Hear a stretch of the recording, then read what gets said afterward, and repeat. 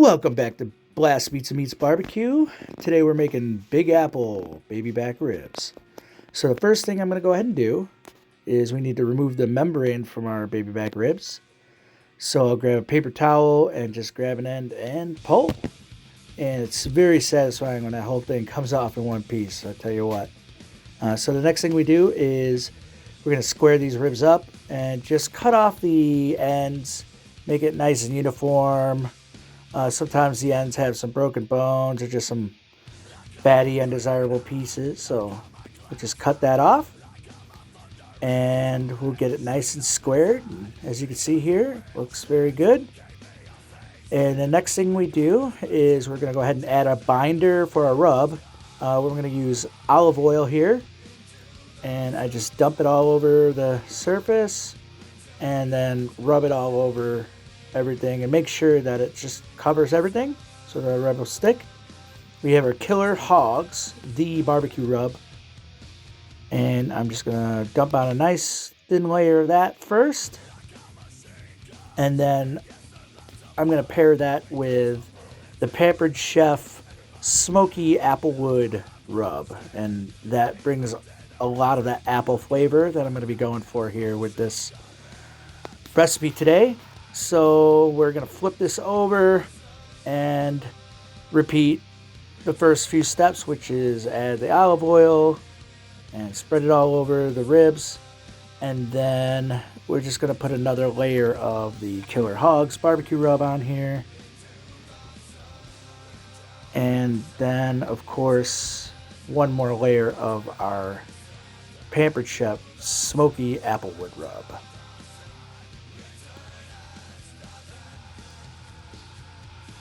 Alrighty, so now that we have these all rubbed up, it's looking good. It's ready to go on the smoker. So we're up to temp, 250 degrees. And we're going to slap this right in the middle. We're ready to go. And we'll see that again here in a couple hours. And now it's time to make our barbecue sauce. Today we're using Angry Orchard. So we got some minced onions here. We're going to get that sauteing up in some butter. And, make sure we mince those onions up a lot. I don't want big chunks of onions in my sauce. And a little bit of minced garlic as well. Once those onions are nice and translucent, we mix in the garlic. Use a whisk for everything. And then the next thing you do, once we have the onions and the garlic going, we'll add a bottle of ketchup. That's about, I'd say, 20 ounces of ketchup or so. That's going to be our main foundation for our sauce. And then dump in, this was a big can of Angry Orchard. I didn't use the whole thing, just maybe a quarter of that can. And then I'll throw in some of the barbecue rubs we used as well. That apple rub and some brown sugar. It's about a cup of brown sugar. And then we whisk that all together. And we want to make sure it all gets well incorporated. And once we get this up to a simmer, we'll get it going nice and low and slow for maybe an hour or two while the ribs are cooking. And that's going to help our sauce thicken up and get the consistency that we're looking for.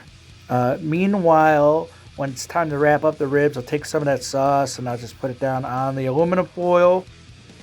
And then we'll take our ribs and I'm going to put it with the bones facing up so that the meat is down on the bottom and it can kind of braise in a little bit of that sauce. Throw another ladle or two of that sauce in there. Wrap it all up and then chuck it on the smoker again for another hour. And there's our barbecue sauce now. That's the consistency we wanted. And once we open that packet up, look at those ribs. They look beautiful. We're going to add some sauce to the bottom side.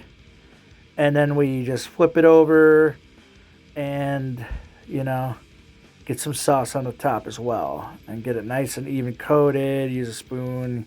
You can use a brush. Brush actually would probably work better here, but I didn't have one handy.